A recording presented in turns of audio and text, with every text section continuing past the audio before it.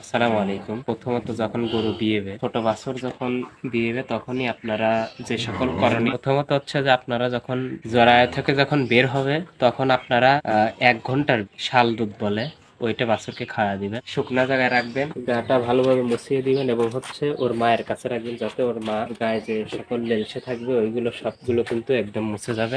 সুস্থ থাকবে, যেরকম ঠান্ডা লাগবে না। 5 থেকে 6 মাস অবশ্যই কিন্তু মায়ের দুধ কিন্তু খুবই গুরুত্বপূর্ণ।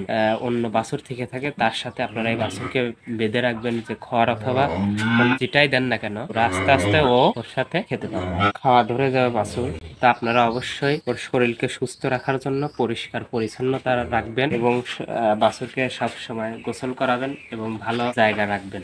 ভিটামিন কৃমির ওষুধ যেটাকে বলে, কারণ ছোট বাছুরের গরুর দুধ খাওয়ার কারণে কৃমি হতে পারে, আপনারা কৃমির ডোজটা দিয়ে দিবেন আর ডাক্তারের সাথে পরামর্শ করে কি করা যায় এইগুলো অবশ্যই আপনারা খেয়াল রাখবেন। আজকে